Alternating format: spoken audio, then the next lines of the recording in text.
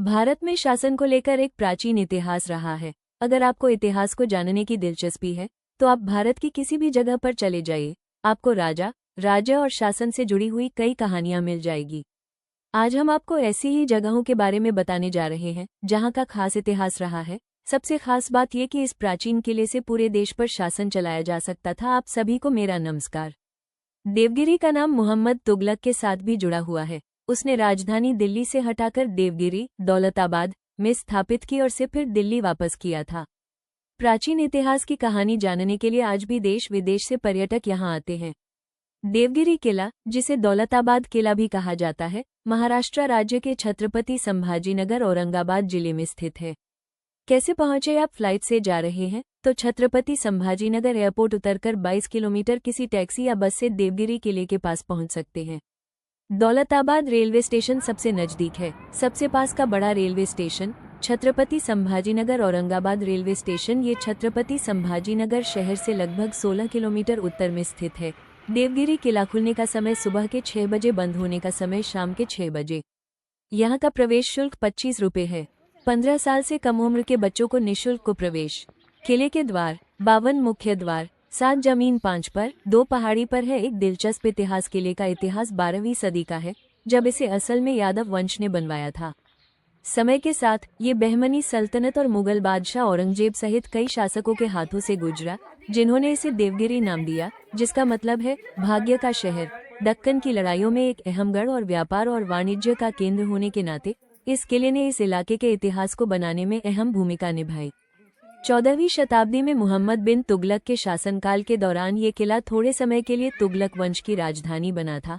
तुगलक ने राजधानी को दिल्ली से दौलताबाद स्थानांतरित कर दिया। हालांकि रसद संबंधी चुनौतियों और लोगों के प्रतिरोध के कारण ये कदम विनाशकारी साबित हुआ। वास्तुकला, ये किला अपनी उन्नत और रणनीतिक रूप से तैयार की गई रक्षा प्रणालियों के लिए प्रसिद्ध है, जिनमें मोटी दीवारें, एक अनूठी जल प्रणाली और मुख्य प्रवेश द्वार तक पहुंचने का एक अत्यधिक सुरक्षित मार्ग शामिल है। किले की संरचना हिंदू, इस्लामी और मध्य एशियाई स्थापत्य तत्वों का संयोजन है, जो उस काल के सांस्कृतिक प्रभावों को दर्शाती है। किले में कई द्वार हैं, जिनमें से कुछ बहुत संकरे हैं और उनमें से होकर गुजरने के लिए सावधानीपूर्वक मार्ग की आवश्यकता होती है, जो इसकी रक्षात्मक विशेषताओं को और भी बढ़ा देता है। किले की सबसे अनूठी विशेषताओं में से एक इसका टेढ़ा मेढ़ा प्रवेश मार्ग है, जिसे दुश्मनों को चांद मीनार या मीनार सुल्तान अल उद्दीन बहमनी अहमद शाह द्वितीय द्वारा निर्मित फारसी वास्तुकला का एक बहुत अच्छा उदाहरण है। इसका निर्माण सन 1445 में गुजरात पर उसकी जीत की याद में किया गया था। मीनार बाहर से सादा और सजावट विहीन है। ये पत्थर और चूने से बना है और कहीं कहीं इसे रंगीन टाइल से भी सजाया गया है, जिसके अवशेष अभी भी दीवार पर पाए जाते हैं। इस मीनार में 4 मंजिलें हैं, जिनके अंदर सर्पिलाकार सीढ़ियां बनी हैं। प्रकाश और वायु के आवागमन हेतु नियमित अंतराल पर छोटी छोटी खिड़कियां प्रदान की गई हैं। हर मंजिल के लिए 80 सीढ़ियां और 6 छोटी खिड़कियां हैं। प्रत्येक तल पर वृत्ताकार छज्जा प्रदान किया गया है। मीनार के प्रथम तल पर एक तरफ मस्जिद है और दूसरी तरफ नक्कारखाना है। मीनार के आधार या भूतल पर 24 मेहराबदार कक्ष बिना किसी सजावटी रूपांकनों के तथा अत्यंत रुक्ष भाव के साथ मौजूद हैं।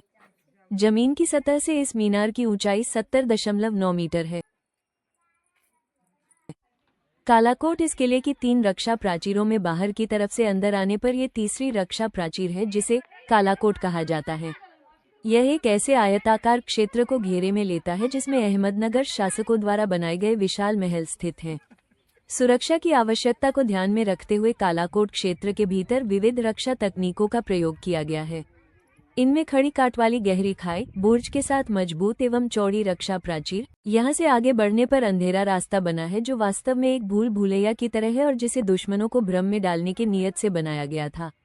कालाकोट परिसर के अंदर जाने पर चीनी महल, मेंढा तोप, अंधेरी मार्ग, रंगमहल, सुनहरी महल, शैलकृत गुफाएं, जनार्दन स्वामी का मंदिर, बारादरी एवं सबसे ऊंचाई पर स्थित श्री दुर्गे तोप का अवलोकन किया जा सकता है।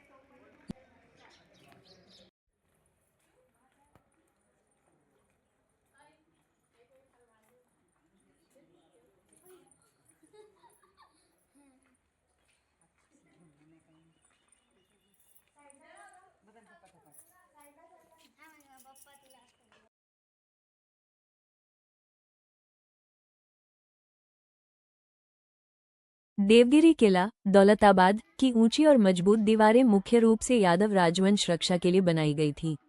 यह अभेद्य किला अपनी 3 स्तरीय रक्षात्मक दीवारों और जटिल संरचना के साथ यादवों और बाद में वहां शासन करने वाले सुल्तानों व मुगलों की सुरक्षा का मुख्य कवच था।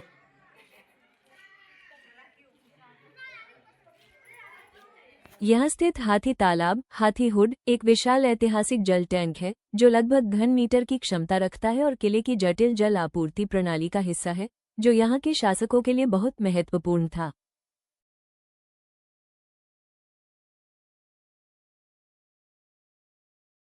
देवगिरी किले के अंदर स्थित भारत माता मंदिर एक ऐतिहासिक स्थल है जो 1318 ईस्वी के आसपास कुतुबुद्दीन मुबारक खिलजी के शासनकाल में एक प्राचीन जैन मंदिर से मस्जिद में परिवर्तित किया गया था। 1949 में इस स्थान पर भारत माता की मूर्ति स्थापित की गई। मेंढा तोप इस तोप का वास्तविक नाम किला शिकन अर्थात किलों को तोड़ने वाला है। तोप के पिछले भाग में बने मेंढा या भेड़ की मुखाकृति के कारण सामान्यतः इसे मेंढा तोप कह दिया जाता है।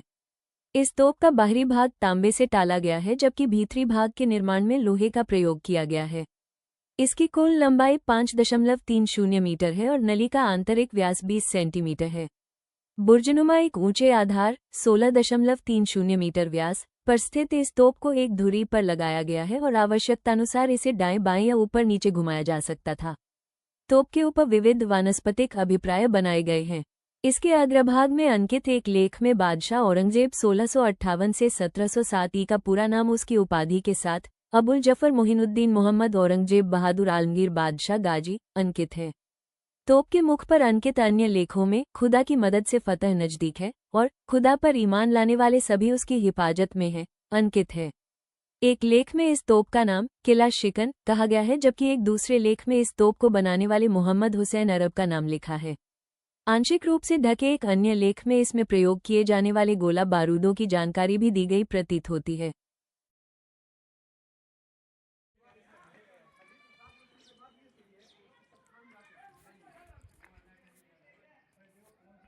रंगमहल यह मुख्य रूप से सैन्य किले के भीतर शानदार कलात्मक और आवासीय वास्तुकला का प्रमाण है। हेमाडपंथी तकनीक में पत्थरों को आपस में फंसाकर जोड़ा जाता है जिसमें नक्काशीदार खंभे और छत प्रमुख होते। चीनी महल यह एक 2 मंजिली इमारत है जिसके निर्माण में नील आसमानी एवं पीले चमकीले टाइल्स का प्रयोग इसके अलंकरण हेतु किया गया था। इस विशेषता के कारण ही संभवतः इसे चीनी महल कहा गया। इसका भीतरी भाग सादा है तथा 2 कक्षों में बनता है। सामने से एक सीधी ऊपरी तल पर जाती है लेकिन इसका ऊपरी हिस्सा अब लगभग नष्ट हो गया है। इस इमारत की विशेषता यह है कि इसने दक्खन के राजनीतिक इतिहास में एक बहुत ही महत्वपूर्ण भूमिका का निर्वाह किया। औरंगजेब ने गोलकुंडा के अंतिम कुतुबशाही शासक अब्दुल हसन तानाशाह को हराने के पश्चात सन 1667 ई से सन 1700 ई में उसकी मृत्यु होने तक सेली चीनी महल में कैद कर रखा था। दोस्तों, देवगिरी किले के बारे में आपको जानकारी अच्छी लगी तो लाइक करें और चैनल को सब्सक्राइब करें। यह आपके सहयोग को दर्शाता है और हमें बेहतर कंटेंट बनाने के लिए प्रेरित करता है।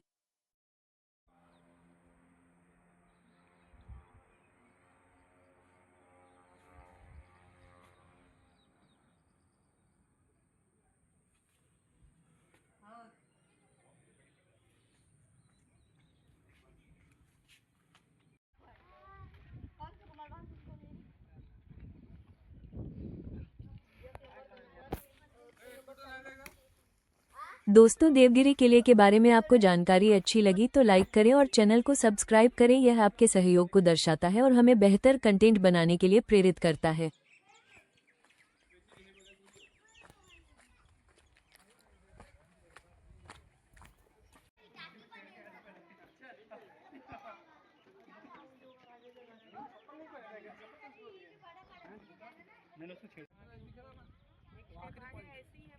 पूरा ऐसी किला है पूरा।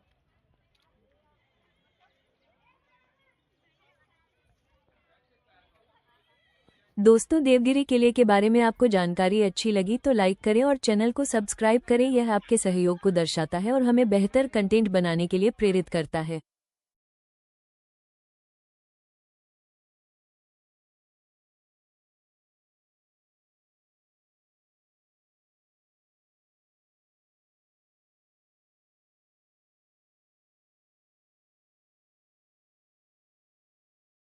दोस्तों, देवगिरी किले के बारे में आपको जानकारी अच्छी लगी तो लाइक करें और चैनल को सब्सक्राइब करें। यह आपके सहयोग को दर्शाता है और हमें बेहतर कंटेंट बनाने के लिए प्रेरित करता है।